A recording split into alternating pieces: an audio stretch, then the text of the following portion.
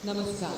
Ladies and gentlemen, on behalf of the Government of Assam, I would like to extend a warm welcome to you all to the Act East, Act Fast and Act First session organized as part of Advantage Assam 2.0 Investment and Infrastructure Summit 2025. We would now like to felicitate our esteemed guests on the dais.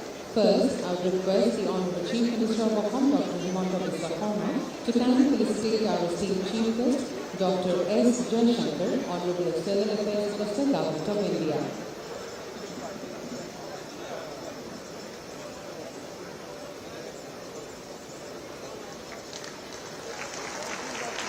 Thank you. I now request Shri Sarvabhauma Patwari, Honorable Minister, to kindly felicitate Honorable Chief Minister of Assam, Dr. Himanta Biswa Sarma. Now, on behalf of the organizers, we would like to felicitate the rest of the esteemed dignitaries on the dais.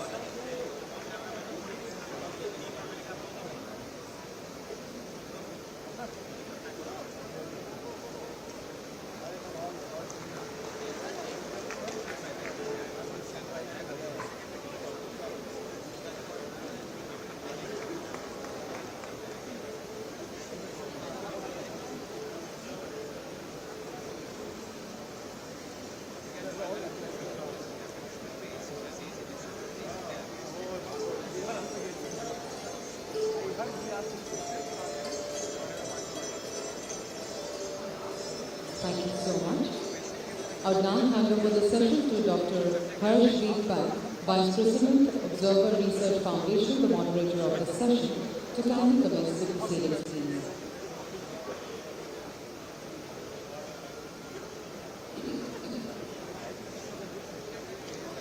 Honorable External Affairs Minister, Dr. S. Jaishankar, Honorable Chief Minister of Assam, Shri Himanta Biswa Sarma, His Excellency Bob, His Excellency Khan, His Excellency Nandyal, Excellencies, Bishops, fellow panelists, ladies and gentlemen, it's wonderful to have you all this evening for a very special session of the Advantage Assam Summit, very aptly titled Act East, Act Fast, Act First. And as you can see on the stage, with the presence of some of the heavyweights, this has the potential to be one of the most interesting panels of the day that you would have participated and interacted in. As we celebrate the incredibly transformative journey of Assam over the last few years, this has been a moment to reflect and assess its future trajectory. That's the aim of this summit, one that it has been effectively doing through the day. But this session aims to look beyond, to an Assam that will not only lead and shape the way towards Viksit Bharat 2047, but also emerge as a key node in reconfiguring India's regional and global aspirations. The shift from the Look East policy of the 1990s to a more dynamic, proactive Act East policy of the last decade has ushered in a new era of partnerships with our neighbors of East and Southeast Asia. The centrality of Assam and the wider Northeast region is being harnessed to build stronger and more robust partnerships. As Assam develops further and Northeast becomes even more economically dynamic, India's ties with our East and Southeast Asian partners are only like to get strengthened. It is to discuss these partnerships, as you can see with the presence of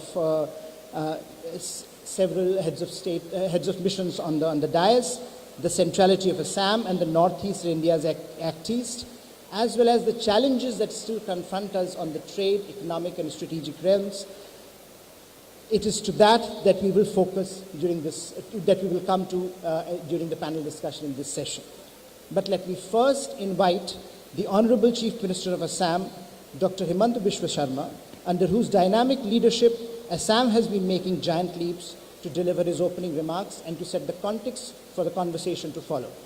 Honorable Chief Minister.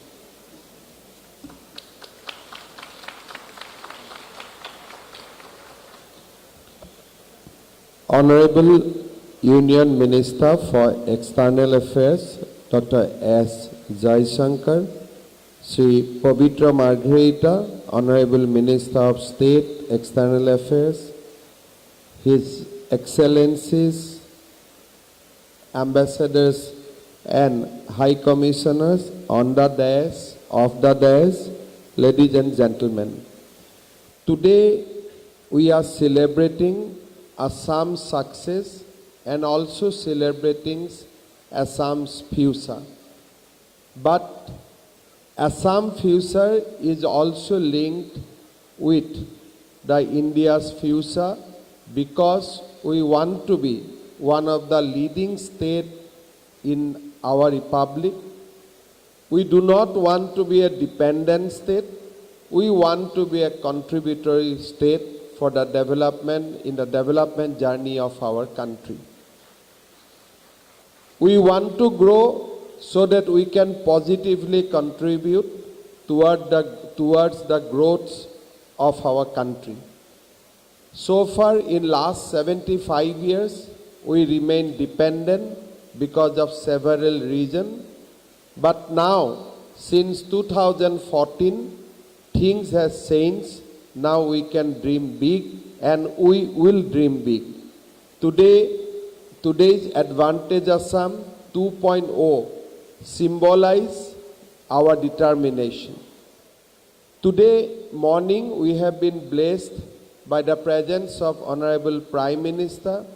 We have witnessed his extraordinary commitment for the development of Assam, for the development of Northeast.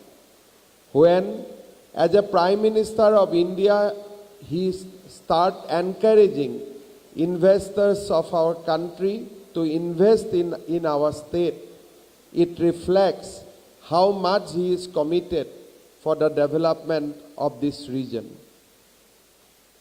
Honorable Prime Minister always encourages us to engage with various countries and various missions so that we can immensely benefited by economic cooperation. For the first time in the history of Assam, the nation's External Affairs Minister has led such a strong delegation to the investment summit of a state. This is indeed a huge recognition for the state of Assam. Dr. Jaishankar, who is a friend of Assam, he has taken time out of his busy schedule and he has personally led this delegation. This is a great honor for the people of Assam, and we will always cherish this moment in our journey for the development. Moi Assaমৰ মুখ্যমন্ত্ৰী হিচাপে doctor Jaishankar ডাঙৰীয়াক বহুত কৃতজ্ঞতা জনাইছোঁ। স্বাধীনতাৰ ৭৫ বছৰ পিছত অসমে কেতিয়াও বিগত বছৰসমূহত এনেকুৱা সুন্দৰ আৰু সোণোৱালী দিন দেখা নাছিল, যিটো দিনত ভাৰতৰ বৈদেশিক পৰিক্ৰমা দপ্তৰৰ মন্ত্ৰীগৰাকীয়ে নিজে লগত ৬২খন ৰাষ্ট্ৰৰ ৰাষ্ট্ৰদূত আৰু উচ্চায়ুক্তক লৈ ৩ দিনকৈ অসমলৈ ভ্ৰমণ কৰিবলৈ অহা। এয়া এক অদ্ভুত দৃশ্য। এয়া এক ভৱিষ্যতৰ সোণোৱালী সপোন বাস্তৱত ৰূপায়ণ কৰাৰ এক নতুন দিনৰ সপোন বাস্তৱত ৰূপায়ণ হোৱাৰ সংকল্প। মই কৃতজ্ঞ অসমবাসীৰ হৈ প্ৰধানমন্ত্ৰী নৰেন্দ্ৰ মোদী ডাঙৰীয়া আৰু বৈদেশিক পৰিক্ৰমা মন্ত্ৰী ডক্টৰ এছ জয়শংকৰ ডাঙৰীয়াক আকৌ এবাৰ কৃতজ্ঞতা জনাইছোঁ, অভিনন্দন জনাইছোঁ। On behalf of the people of Assam, I would like to welcome the Excellency's Ambassador and Head of Missions for taking out of your busy schedule and visit us during the Advantage Assam Summit period. I have had the opportunity of interacting with few of ambassadors and high commissioner during this period, and I am sure those discussions will take us further, and we will continue to have the bilateral discussion as per the advice of our External Affairs Minister. We will carry forward our discussion. Once again, I'd like to welcome all of you. Today is a this session Act Fast and Act Fast is a very important session. We will all listen to the address which will be soon delivered by Dr. Jaishankar. Again, once again, I'd like to welcome all of you, and I am sure that this will be momentous occasion in our history. My only dream is to see that Assam become a contributory state in India's growth journey. We should not go with a begging bowl to Delhi. We should give back to India, and we will together develop India, a Viksit Bharat, a Viksit Assam by 2047. Thank you so much. Jai Hind, Bande Mataram, Jaya Aham.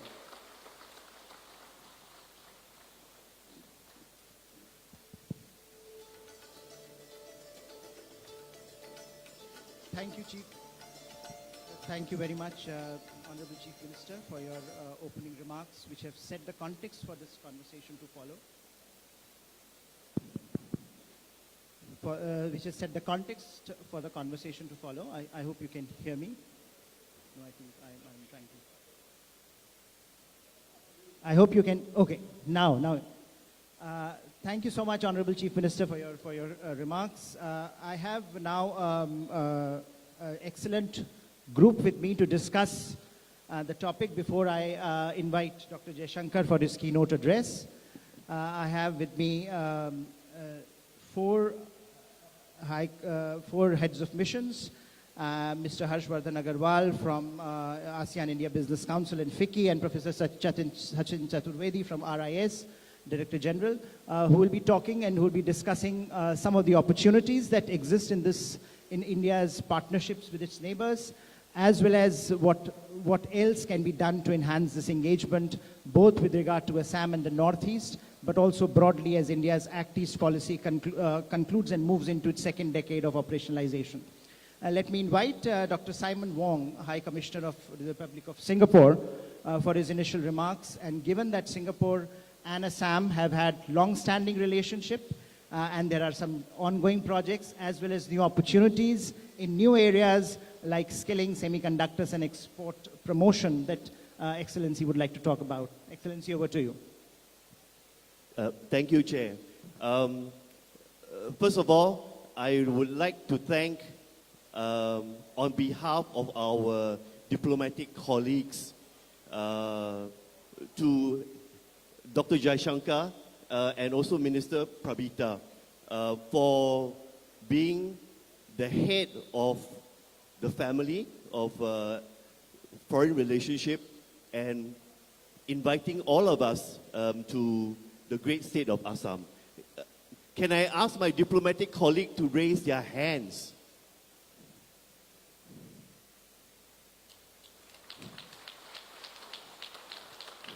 Sir, we are here to support not only MEA and their great effort for the diplomatic corps to visit Assam.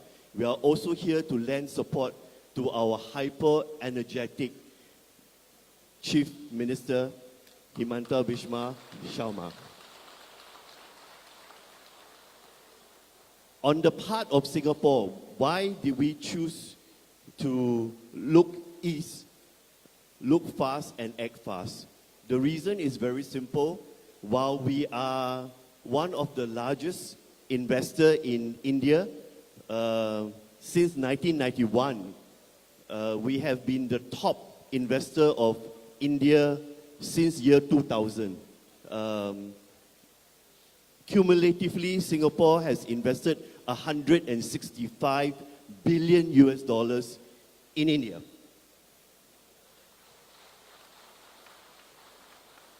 But those investments have traditionally landed in 5 states in India. Honorable Prime Minister Modi ji visited Singapore, and in his discussion with my Prime Minister Lawrence Wong, we decided to upgrade the relationship between India and Singapore to a comprehensive strategic partnership. And both Prime Ministers gave us a task. Please look beyond the 5 states and please look beyond the traditional pillars of growth.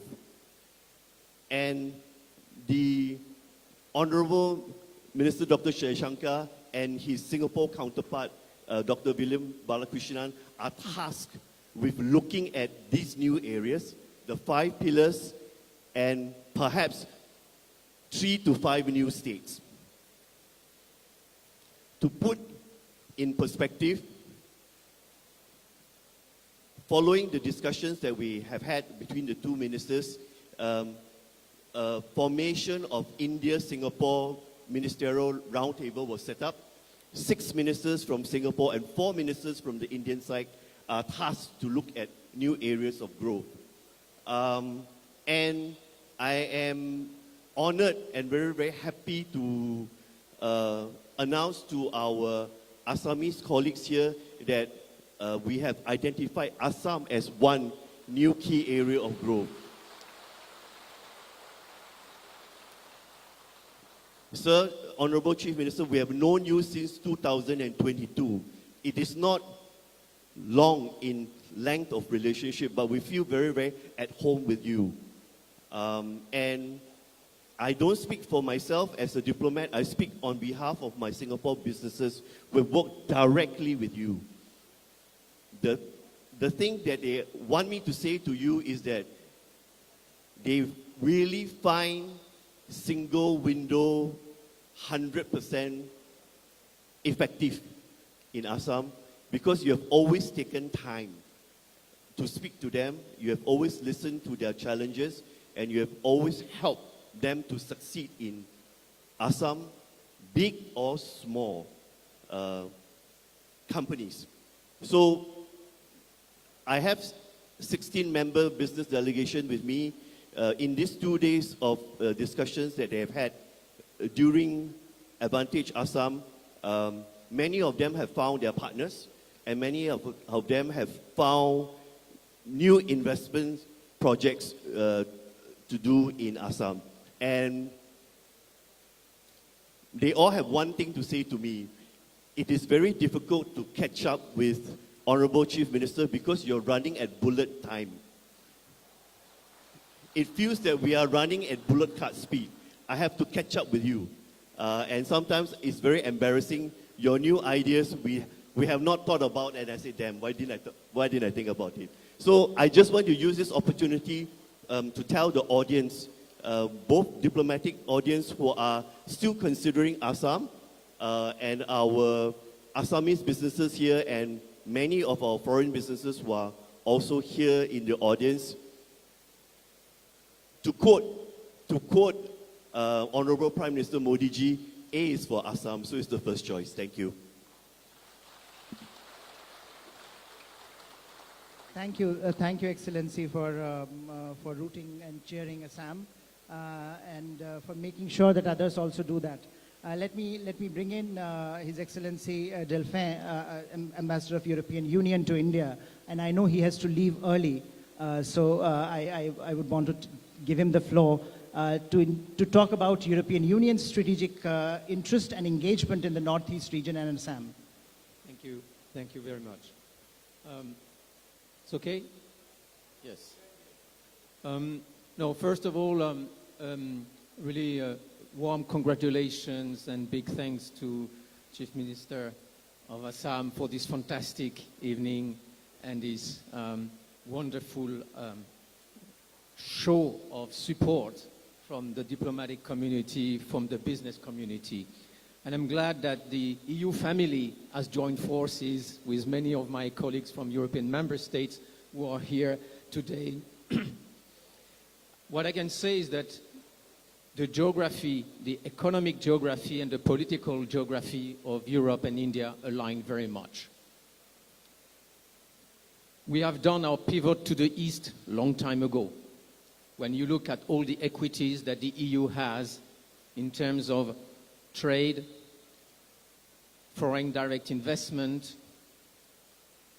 ODA, and other investments that we do in ASEAN region in the east. We have signed FTAs with countries of ASEAN, with Japan. We have relaunched with Malaysia, and we are in the midst of negotiating one with India. So when we are described as the West, we are very much looking towards the East. Actually, the EU collectively is the largest trading bloc and partner of India in goods. We have one of the largest also investor in India, in FDI. And I think that what we are seeing here in Assam, you're just at the crossroad. You are just the gateway between India and this other geography that matters very much to the EU. And that also explains why the EU has been investing in Northeast for some years and for some time. So I'm glad that over time we have been able to support through central schemes and activities, support smart cities, Cities 2 program, Guwahati, and other cities of the Northeast. We have been able also to develop different activities in the field of management of river basins like the Brahmaputra. We are also mobilizing the so-called Global Gateway, which is a smart funding for sustainable investment and infrastructure. In India, we have put 9 billion euros. And clearly, the question of connectivity is central in this part of India.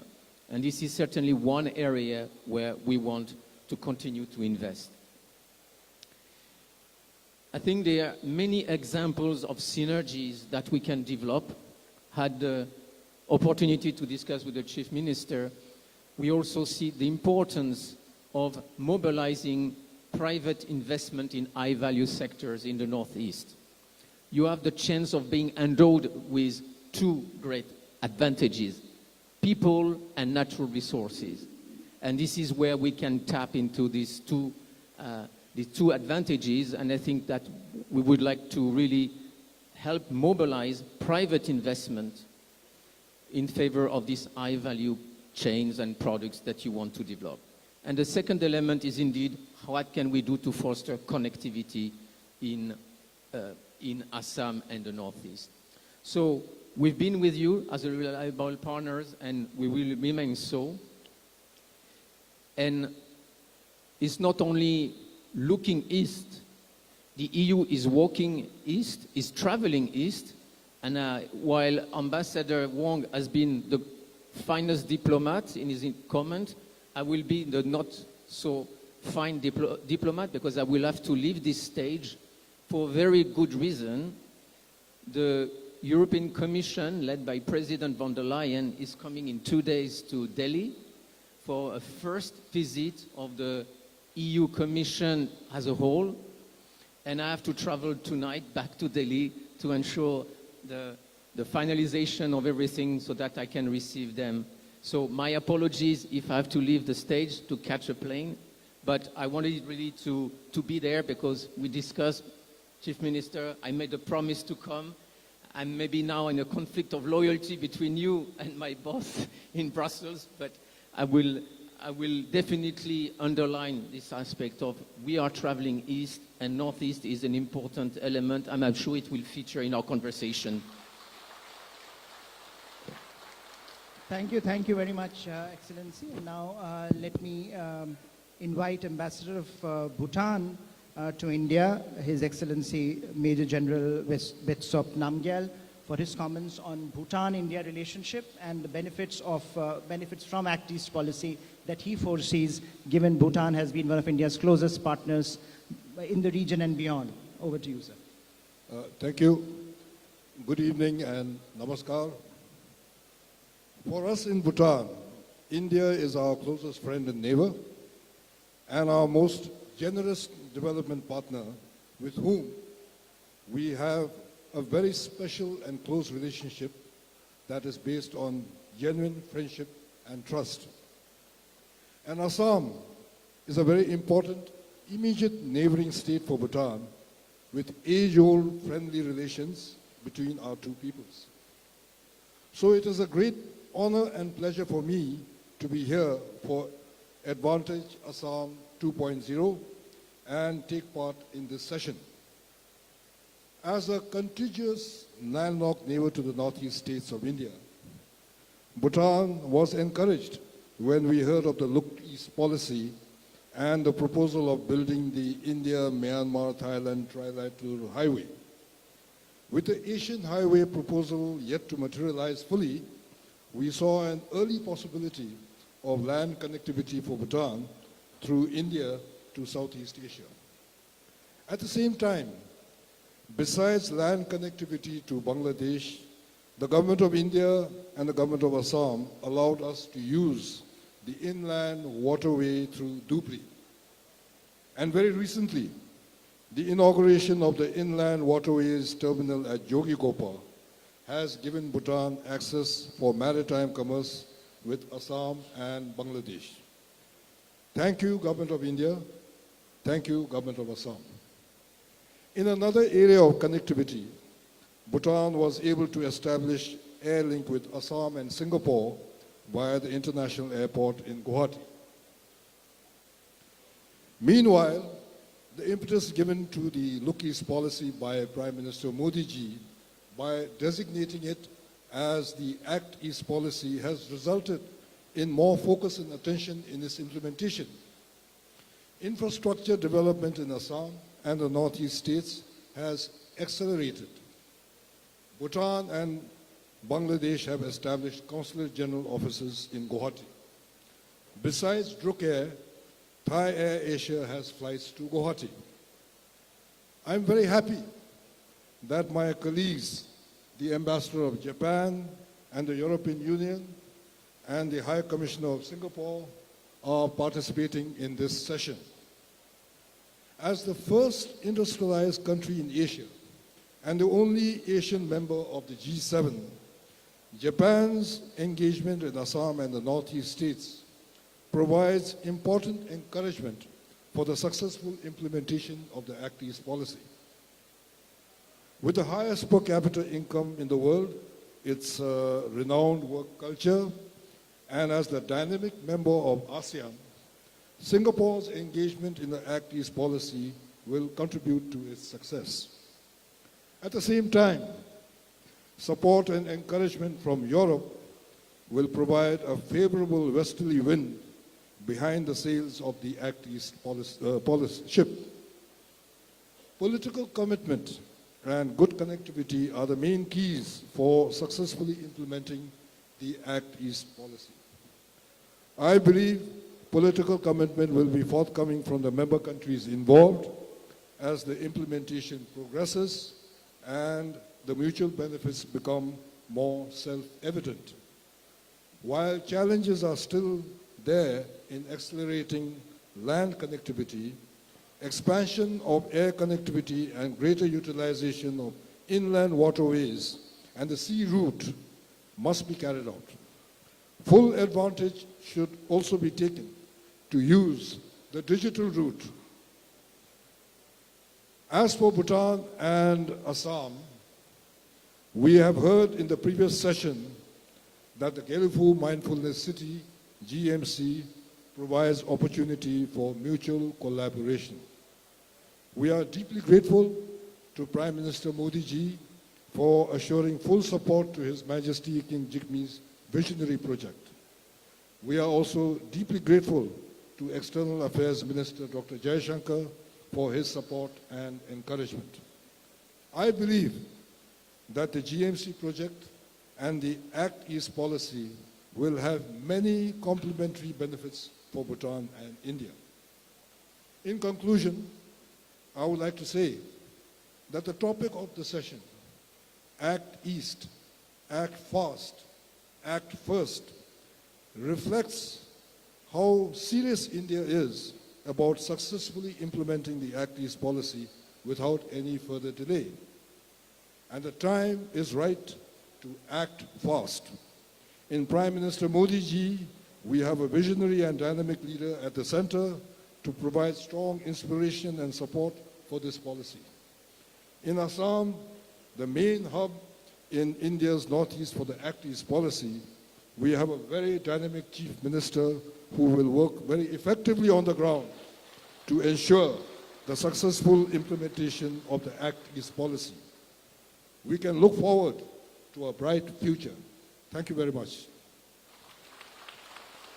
Thank you, Excellency, for your remarks. And let me now invite His Excellency Kiichi Ono, Ambassador of Japan to India, for his remarks on Assam and Japan relationship, but also Japan being one of the key members, key partners of India in the Northeast. How does he look at this relationship? Over to you, sir. Thank you very much, Dr. Hunt. And first of all, to Honorable Chief Minister, thank you very much for organizing, hosting this event, and thank you very much for inviting me to this panel.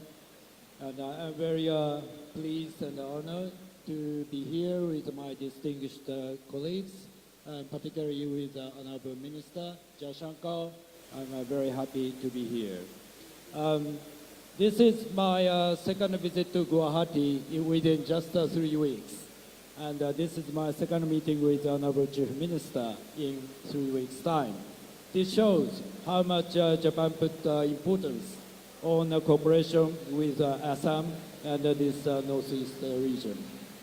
The title of this session, Act East, Act Fast, and Act First. This is particularly timely and very fitting. The very fact that such a session is being held here in Assam underscores the geopolitical importance of Guwahati, Assam as a gateway to Southeast Asia and also juncture between Japan's free and open Indo-Pacific policy and India's Act East policy. In 2007, about more than 15 years ago, then Prime Minister Abe, when he visited India, he introduced the concept that later became the foundation of the free and open Indo-Pacific. And some years later, former Prime Minister Kishida, here in India, he revealed the concept of industrial value chain of connecting the Bay of Bengal and the Northeast India. This industrial value chain strategy would cover this whole area, and it would cover 300 million people altogether. And under now Prime Minister Ishiba, Japan is continuing to proceed this free and open in the Pacific as India at the center.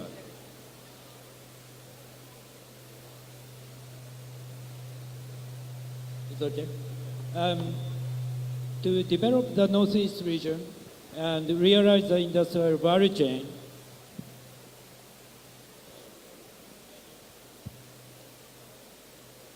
is it better now? Okay, thank you. Let me continue. To develop this region, Northeast, and also realize the industrial value chain, I believe that important things are 3+1. 3 is 3 dimensions of connectivity, and 1 is industry. 3 dimensions of connectivity is hard connectivity, so infrastructure. And the second is soft connectivity, so more the facilitation and the harmonization of trade and investment system. And third is people-to-people connectivity. So let me say a few words about each item. First, hard connectivity. Japan has been supporting road infrastructure improvement projects in Northeast India. For example, under the Northeast Road Network Connectivity Improvement Project, we are constructing and improving the bridge and surrounding roads connecting Dhubri in Assam and Purubari in Meghalaya. Do you know how long now it takes to carry the goods? It will be about more than 11 hours, I heard. But it will be completed in 3 years' time. And once it's completed, then the journey will be reduced to only 23 minutes. So it will be, thank you. So we'd like to continue to contribute to such a big jump from the present status to the improvement status. And also in Bangladesh, there is a Matabari Deep Sea Port project, and that will be also another connectivity connected to this area. Also, as my colleague ambassador stated, the GEREF, Mindfulness City Plan in Bhutan, that will also contribute to the prosperity of the entire region. This is the hard part. And the second is soft connectivity. Building industrial value chain requires more than just constructing roads, bridges, buildings, and railways. But we need to have the better border management capabilities and digitalizing procedures, and also establishing harmonized and common rules between the regions, between the states, and between the countries. So now I understand that Meghalaya opened an integrated checkpoint on the state border in Dauki, and a new ICP opened in Sabroom in Tripura. So we'd like to continue to work together on such a developing the soft connectivity in this region. And the third is people-to-people connectivity. It is the people who actually realize the real connectivity. Japan has invited many students and workers from this region, including Assam, to Japan by various schools. And now over 200 young people have gone to Japan, and they got splendid reputations by the Japanese business side. So we'd like to continue to work on that. And academic exchanges are also going on. IIT Guwahati has various agreements with the Japanese universities, so let's continue. And those three connectivities are very important. However, they do not complete the industrial value chain. We need the industry here. Today, in the earlier sessions, we had a lot of discussions about semiconductors, led by Tata. This is a very, very good, important symbol of developing this area. Many Japanese companies are interested, keen on joining this project. In Delhi, the Chamber of Commerce of Japan formulated a new task force committee focusing on semiconductor. They have more than 100 members. They had regular meetings with Tata and others. So we would like to join this great project of semiconductors in the state of Assam. And not just semiconductors, agriculture is also important. We have the commonality, like using the bamboo. This is a traditional culture of Japan. We are now developing a renewable plant by using the local bamboo. So I believe that this will also contribute to the state of Assam. So overall, Japan put a special focus and emphasis on this region. So we'd like to continue to work together with the state of Assam and other parts of the Northeast. Thank you very much. Thank you, Excellency, for drawing our attention to the very important role that connectivity plays, and particularly highlighting people-to-people connectivity, which I think goes a long way in shaping our attitudes towards each other. So we have had 4 excellent interventions by India's partners, how they look at Act East policy and what perhaps they would like to ensure that India and they do in partnership with each other. I have 2 interventions now, one from the industry and one from academia, if I may, to lend a more critical eye to what is happening perhaps. And let me invite Mr. Harshvardhan Agarwal, co-chair ASEAN India Business Council, President FICCI, for his remarks, and particularly I think highlighting the key sectors that can be prioritized as you look at ASEAN India economic partnership. Where do we tend to, where should we be putting the focus on? And as part of this enterprise at Advantage Assam, what have been your views in terms of strengthening the sectors that you felt came out as an important learning from this exercise? Over to you, Harsh. Thank you so much. I would like to start with congratulating the Honorable Chief Minister, Mr. Hemanta Biswa, for the excellent, the Advantage Assam, the opening day for the edition 2. I think it has been an eye-opener for many of us who have come to Assam for this session. We always knew the potential of Assam, but when we are here, when we hear so many people talk about it, it really shows what are the areas where we can partner, what are the areas where business can come in, investment can come in, and ultimately partner with Assam. I think in terms of Asian countries, India and Asian has very strong bilateral ties. Apart from that, there are 5 or 6 priority areas, focus sectors, which we believe where we can work together for the future. One is the digital economy and innovation.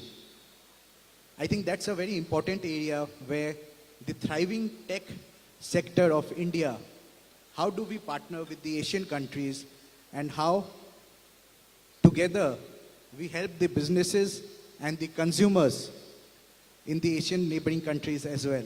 There is a lot of potential to partner there. Second is the manufacturing and the supply chain resilience.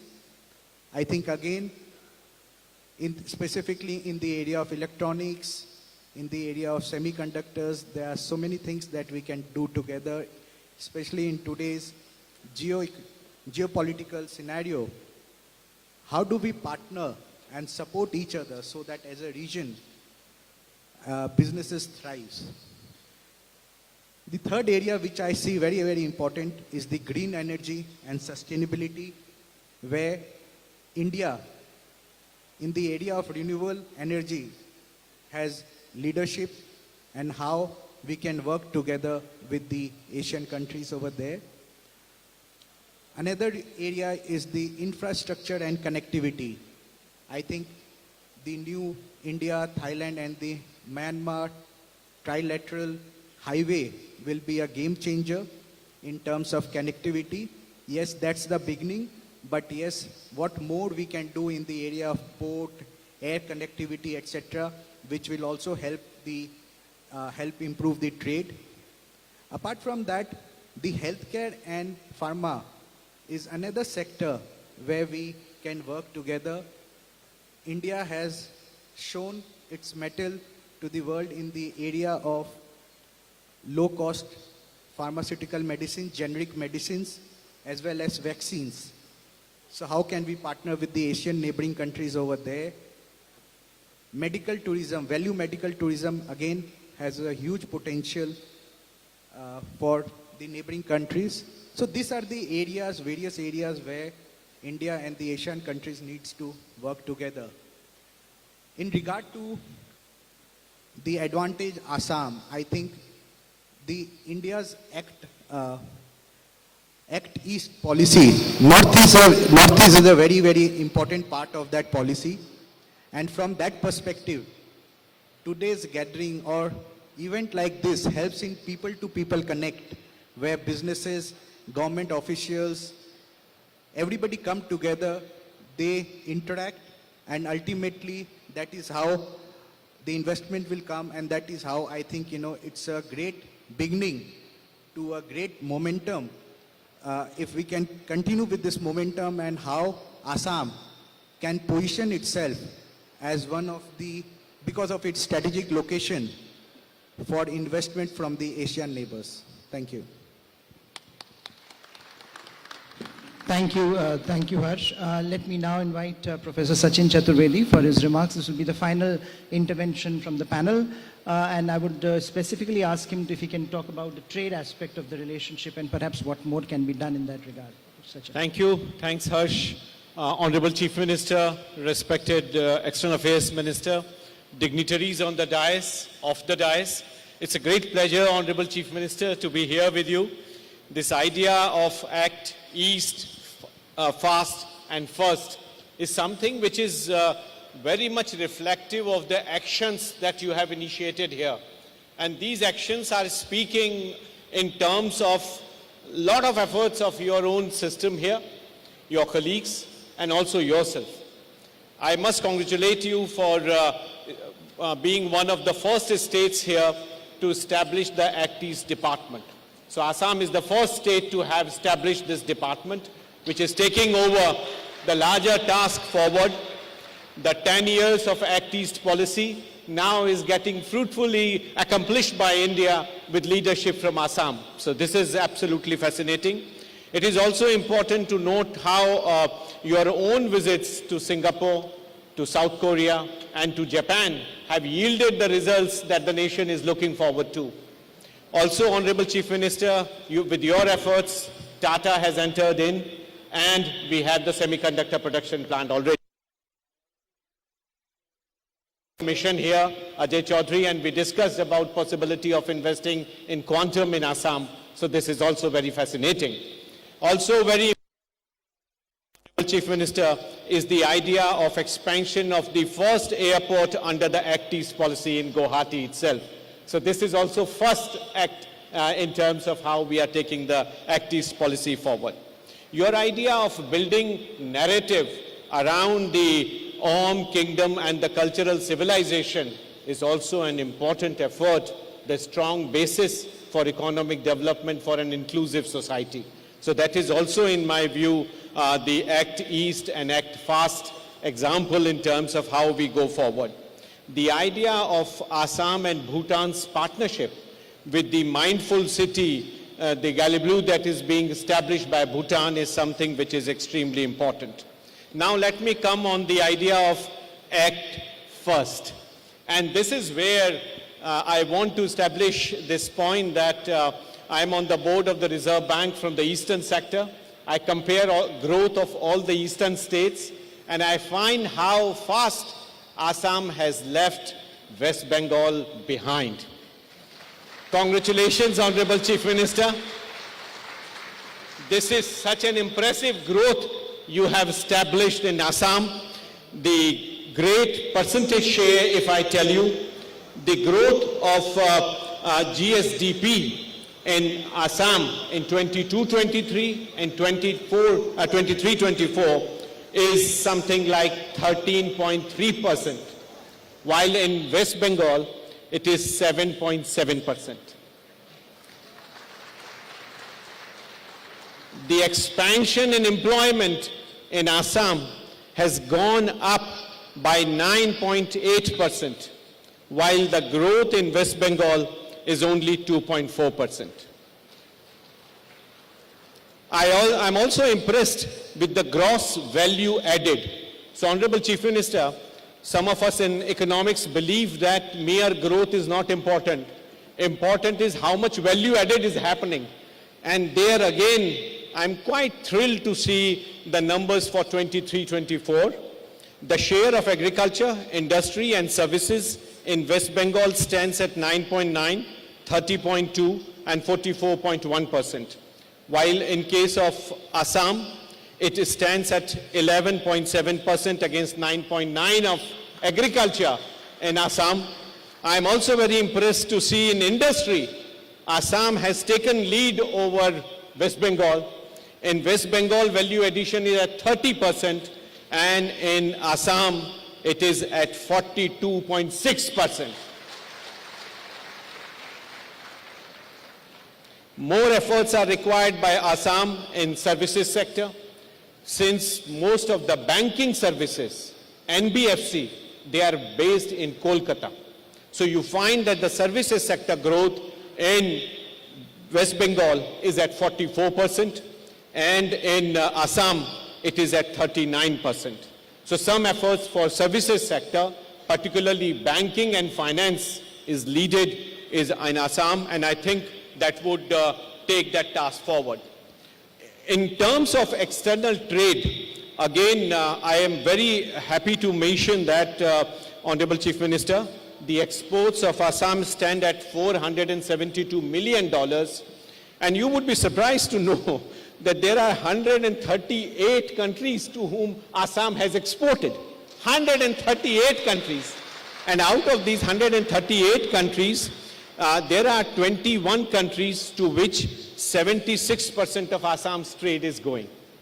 So huge value chain, what Excellency Ambassador of Japan mentioned.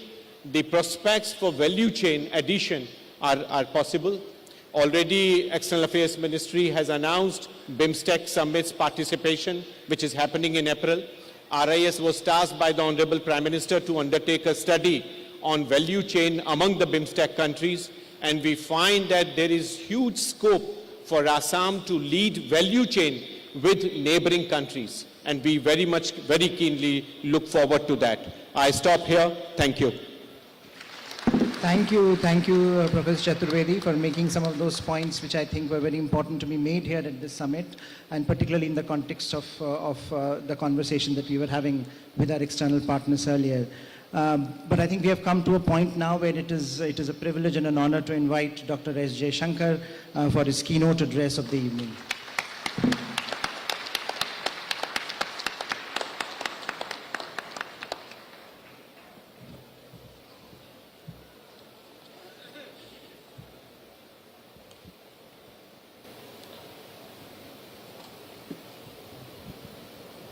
Honorable Chief Minister of Assam, Dr. Himanta Biswa Sharma ji, my ministerial colleague, Pavitra Margarita ji, Minister Patwari ji, very distinguished panel, Excellencies, delegates.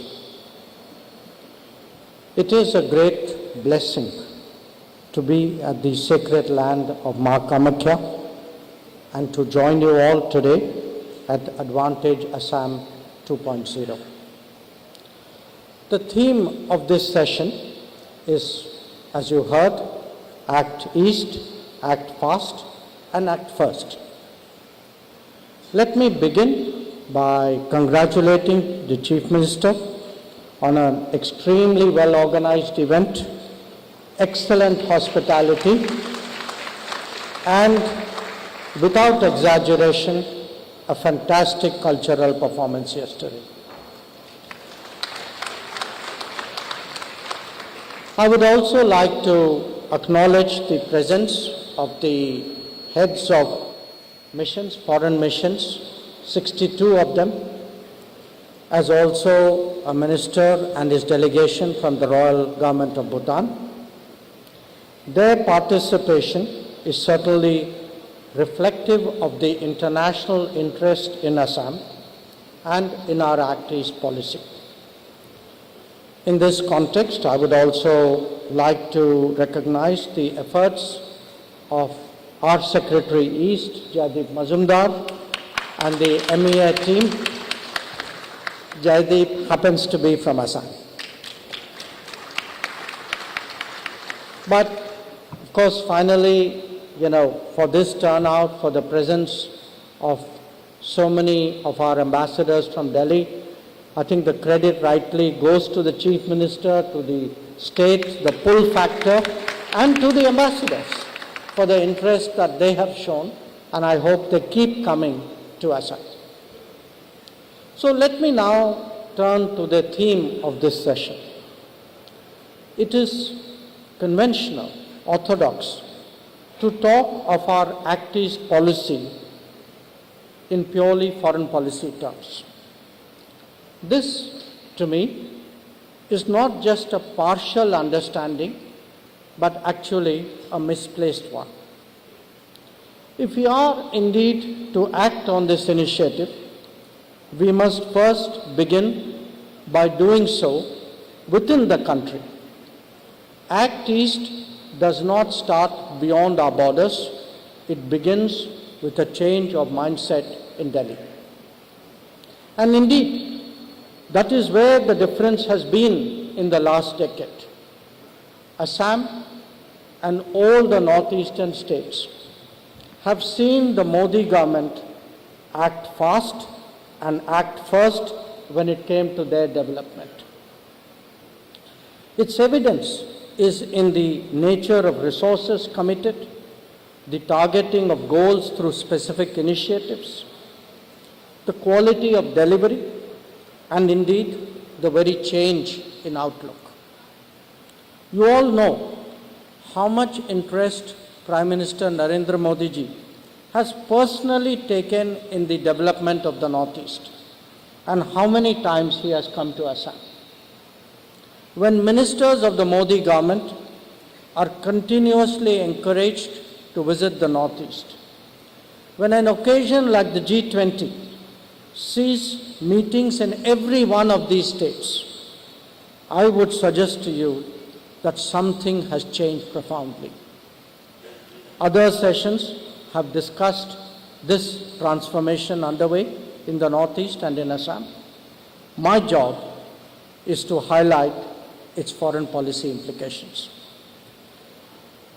But allow me to delve a little deeper into the domestic aspects of Act East before I do so.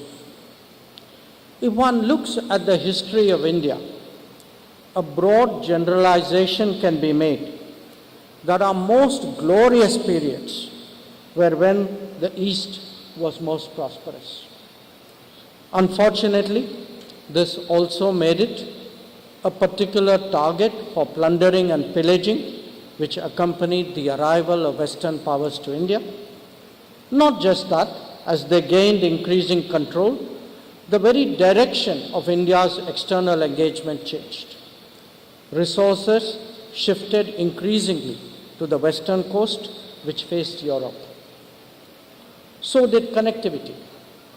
As a result, historical ports in the Bay of Bengal saw a decline, with the hinterland witnessing the related consequences. But it was not just the colonial period.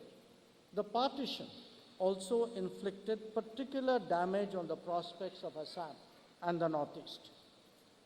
Their historical connectivity stood deeply disrupted, and it has been a challenge for Indian diplomacy to rebuild it. Friends, today, as India recovers and rejuvenates, it is logical that there should be a greater focus on the East. We are not only correcting past mistakes, but laying the foundation to explore new opportunities. And that is exactly what Prime Minister Modi seeks to do through the Purvodaya scheme that brings new energy and resources to infrastructure, employment, skilling, and development in these regions. It is only when the Northeast and the East realize their potential more fully that we can progress in our quest towards Viksit Bharat. Let us now look a little beyond, starting with our immediate neighbors. Here, the Neighborhood First policy since 2014 has made significant progress, whether it is Bangladesh, Bhutan, Nepal, or Myanmar. We have seen new roads, checkpoints, rail links, waterways, power grids, fuel pipelines, and transit facilities. And there is much more to come in the days ahead. We saw a glimpse of that in the last session when there was a discussion on the Gelefu Mindfulness City. The result is that new opportunities have indeed opened up and greater levels of contacts and comfort have been built. This has truly been a win-win outcome that must be nurtured and must be taken forward. On its part, I want to say very clearly that India is fully prepared to do so. In fact, even these achievements have been enabled to a great degree by the fact that we pursue a generous and non-reciprocal policy towards bilateral and regional cooperation. If we recall the challenges of the COVID and then the fallout of the Ukraine conflict, India also acted fast and acted first in terms of vaccine supplies, flow of food grains, supply of fertilizers, and availability of fuel for its neighbors. For this foundation to be further built upon, it is crucial that our partners have an equally positive view of its prospects. There are neighbors who have fully leveraged the economic opportunities that the growth of India presents. We welcome that and believe that the track record since 2014 should set to rest any ambivalence. There is, however, a tendency in some quarters to see just problems rather than look for solutions. At the end of the day, regional growth requires a genuine and wholehearted commitment to cooperation. After all, it takes two hands to clap. The next set of partners for us are from the ASEAN. In the last 3 decades, we have mutually benefited from the deepening of ties in so many domains.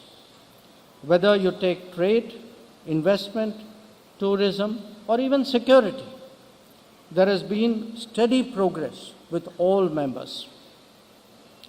Since our 2024 general elections alone, we have received the presidents of Indonesia and Singapore, as well as the prime ministers of Malaysia and Vietnam in India. Prime Minister Modi himself has gone to Singapore, Brunei, and Laos. And of course, the ASEAN platforms allow for regular meetings between us and its members at so many levels and dimensions. Our high expectation of this partnership is expressed in its elevation as a comprehensive strategic partnership in 2022. To realize them, however, some concrete steps need to be taken expeditiously. The review of the ASEAN-India Trade in Goods Agreement, ITIGA, should not be further delayed. Smoother mobility arrangements can help give a fresh economic boost to this relationship. Opportunities in emerging areas like AI, semiconductors, green shipping, and green hydrogen can be actively pursued. We are glad to see that Malaysia and Thailand have liberalized visas for Indians, while other ASEAN members have also expanded air connectivity. Education and skills can be domains for future cooperation as well. The real game changer, however, and I'm very glad that our colleague from FICCI recognized that, the real game changer will be the completion of the India-Myanmar-Thailand Trilateral Highway, IMTT. Progress is currently challenged by the internal strife in Myanmar, but we cannot allow this to block something so momentous. Practical solutions will have to be found to ensure the advancement of this initiative.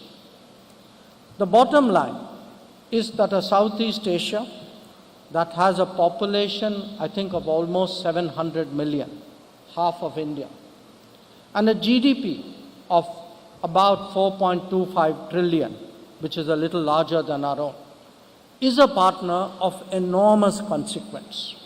We can be mutually supportive in our journey towards prosperity and progress.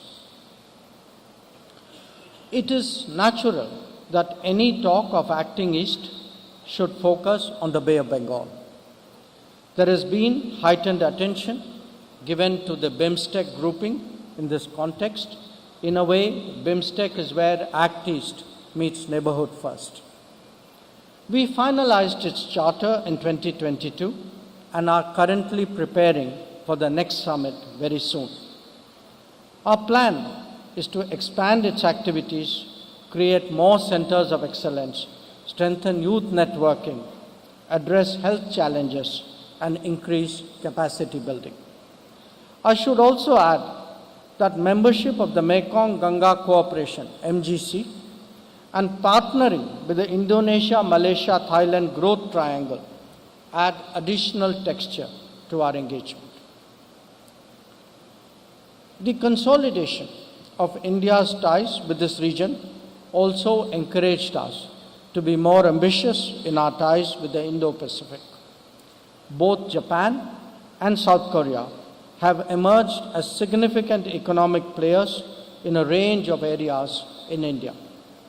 Our objective is not only to deepen that, but to give the collaboration a more contemporary character. India's greater capabilities and talent also allow more mutually beneficial endeavors.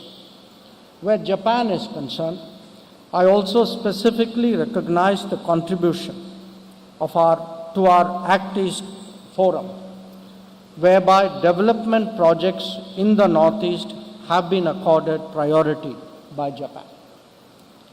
We are currently discussing significant enhancing of mobility and training in this relationship.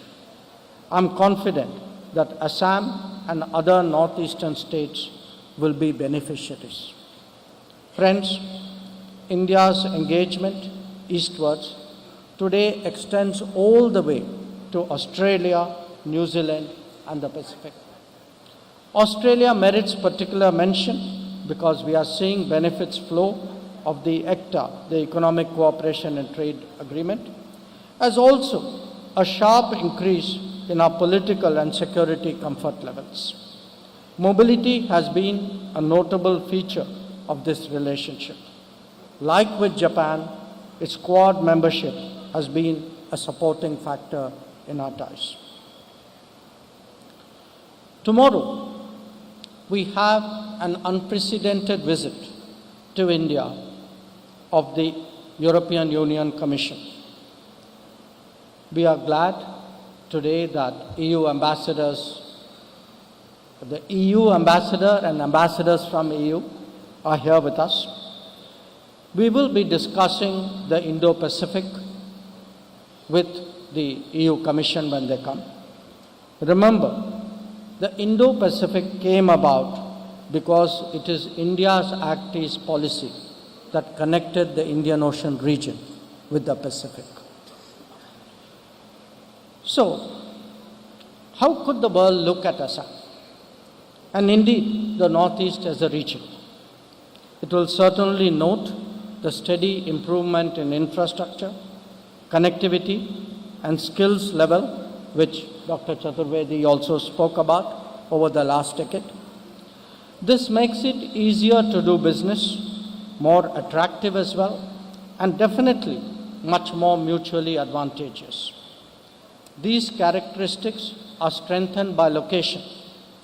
Assam and the Northeast are like a hub, with the rest of India, Nepal and Bhutan on one side, and Bangladesh, ASEAN and beyond on the other.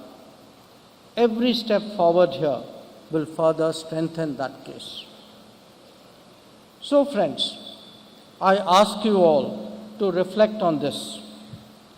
When we celebrate 200 years of Assam tea, when we inscribe Charaidev Moidam on the UNESCO World Heritage List, when a path-breaking investment is made in the semiconductor sphere, when quality educational and health institutions are established in this state, when the region's national parks gain acclaim, and indeed when we all come together like we do today to invest in its future, brand Assam surely gets that much stronger. Friends,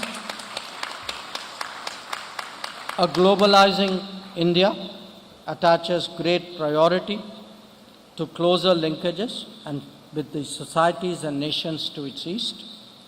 In many ways, this is also a return of history for us. Assam represents the forefront of these endeavors. It has already witnessed the advantages of a double-engine governance and growth model. Whether it is the center or the state today, there is by now a well-established reputation for acting fast and acting first. We can be confident that this energetic approach, imbued with a strategic purpose, will yield benefits to the people of Assam, to the Northeast, to India, and of course to our partners. A day will come when we will have land connectivity all the way to the Pacific, when green shipping corridors become a reality, and our eastern seaboard is fully revived. And equally, much greater demands will be there, international demands will be there for our talents and services as AI, health, and other skill-centric domains take root. This is the vision that must drive our efforts. I'm convinced that Advantage Assam 2.0 will motivate us all in that direction. Once again, I thank the Chief Minister and the organizers for the opportunity to share my thoughts. Jai Bharat, Jai Hind, Jai Assam.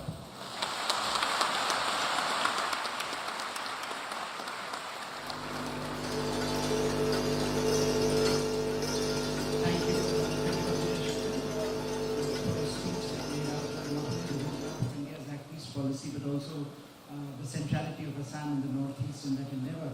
As we were starting this process, we had a few questions that had come in. So, with your permission, we don't have much time, but we'll take 3 questions from the audience. I have a question directly for Dr. Jaishankar from Atreya Barua. Where is she? Yeah, I think she's there. Can we have the mic, please?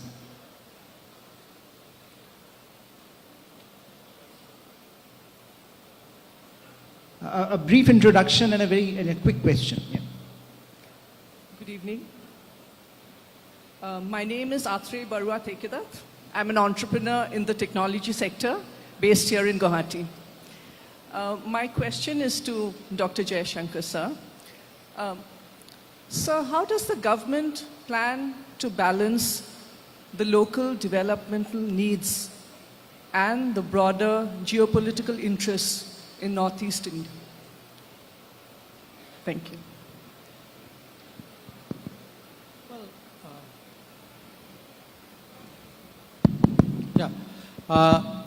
I don't see a contradiction there at all. In fact, I see one as a prerequisite for the other.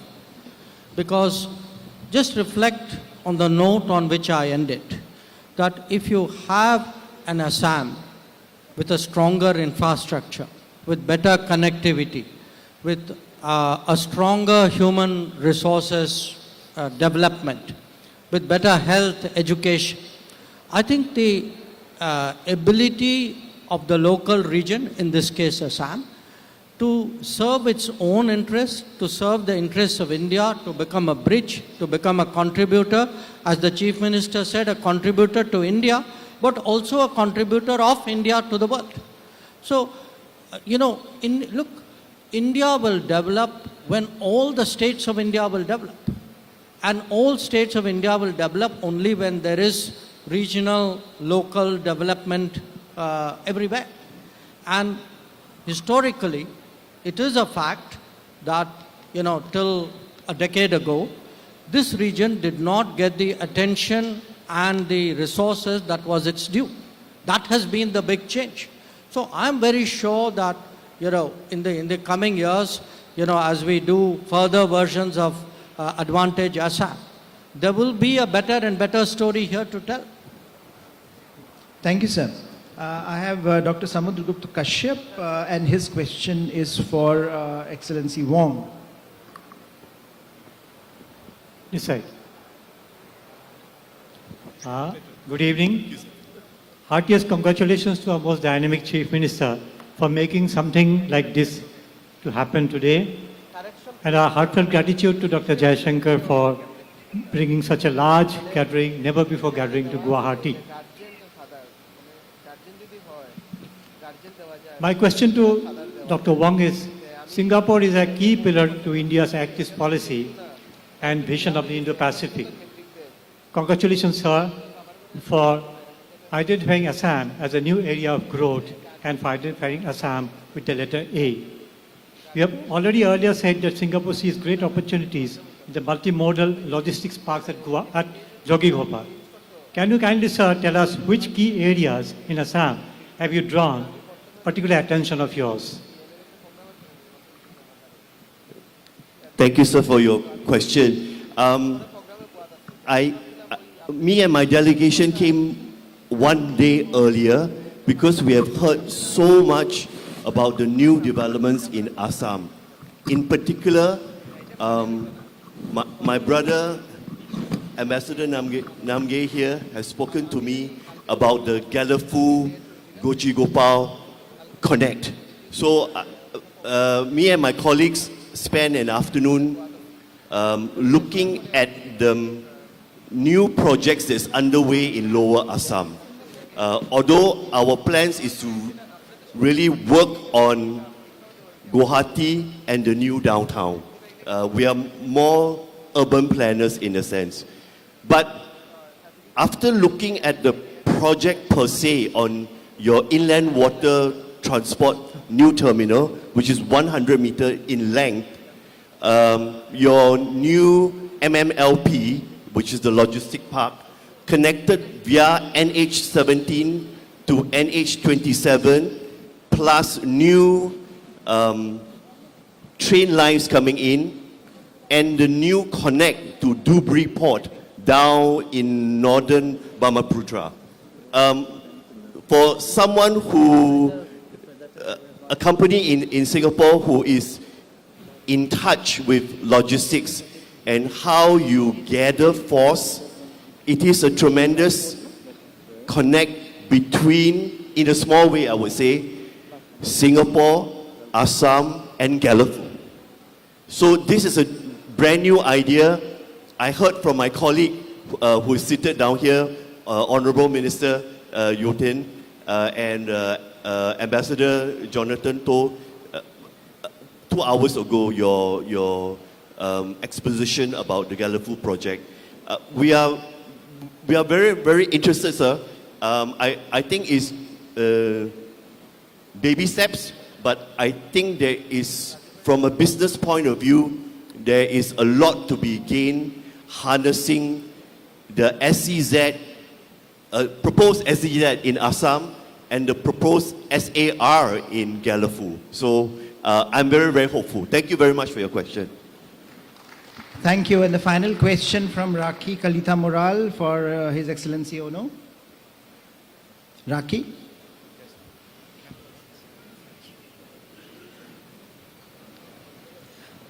Good evening and greetings from Assam to such an impressive gallery of global leaders and heads of mission. My question is to His Excellency Mr. Keiichi Ono, Ambassador of Japan. Ambassador, you mentioned that in terms of the people-to-people connectivity, the three-tier connectivity that you mentioned, you said that you envision soft power exchanges and more reciprocal relationships between youth and academia of our two powers, which will bring Assam and Japan partnerships closer. So my question to you, Ambassador, is to what extent do you think Japan's ancient cultural wisdoms can also help create new synergies in Northeast India and Assam's own spiritual journeys that have shared Buddhist legacies and then deepen and strengthen our mutual connections and your move eastward to Assam? Thank you. Thank you very much for asking me about people's ties between Japan and Assam, the Northeast, or India on the whole, from the ancient perspective to the cultural or youth exchanges. Perhaps I should have used the word, cultural connectivity as well. We have so many things in common. As regards, for example, the culture, of course, Japan received so many cultural influence from India. If you visit Japan, then you would be surprised to see many pictures of Ganesha in town in Japan, or so many pictures of Sarasvati in Japan. Sarasvati now turns to the Japanese goddess of fortune. So they believe that Sarasvati would bring the fortune to the Japanese society.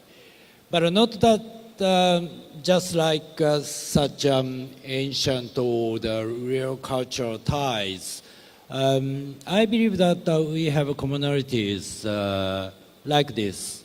The Japanese automotive company Toyota, for example, they have the training institute in some states in India. And their motto is to train the students by the comprehensive way of three things. Shin, Gi, Tai in Japanese. Shin means soul or mind. Gi means technique. And Tai means body. So the youth should be trained by all the three dimensions. So soul, mind, technique, and body.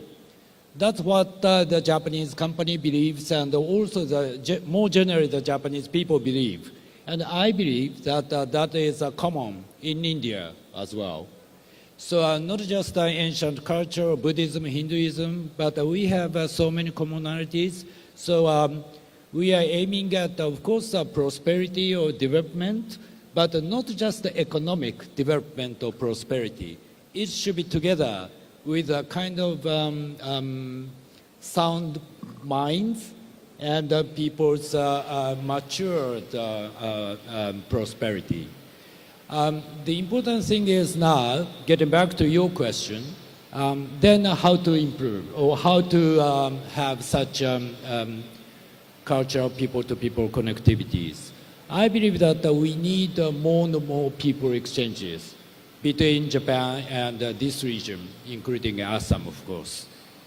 I stress the importance of industry and particularly the semiconductor things. I believe that this would lead to the drastic increase of the people's exchanges. Many probably business people visiting here from Japan to Assam, and also from Assam and Northeast region to Japan. And also cultural aspect as well. I visited Nagaland last November for the Hornbill Festival. I was so surprised to see many youngsters in these regions. You know, they are great fan of Japanese anime or the manga and pop cultures. So I believe that those things would accelerate, facilitate our peoples and people exchanges, and that will lead to stronger relations between Japan and the Northeast. Thank you very much. Thank you very much. With this, we come to the end of this session. Spiritual and cultural connectivity is always a good topic to end a conversation like this on. Before I hand back the mic to the MC, I will just, on my behalf as well, congratulate the Honorable Chief Minister for this excellent initiative. And as India marches ahead towards the $10 trillion economy, Assam will certainly be at the center of its engagement with its Act East policy. So over to you, ma'am. Thank you, sir. Well, that was indeed a most insightful session, both in terms of learnings and action steps going forward. Thank you all for your kind participation. Now, on behalf of the organizers, we would like to present a memento to Dr. S. Jaishankar, Honorable External Affairs Minister, Government of India. I would request Honorable Chief Minister, Dr. Himanta Biswa Sarma, to kindly present it to him.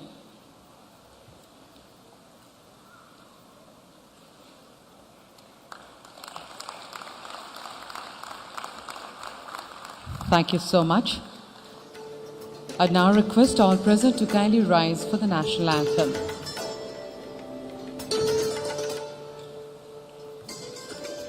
Jana Gana मन अधिनायक जय हे भारत भाग्य विधाता पंजाब सिंध गुजरात मराठा द्राविड़ उत्कल बंगा विंध्य हिमाचल यमुना गंगा उच्चल जलधि तरंगा तव शुभ नामे जागे तव शुभ आशीष मांगे गाहे तव जय गाथा जन गण मंगलदायक जय हे भारत भाग्य विधाता जय हे जय हे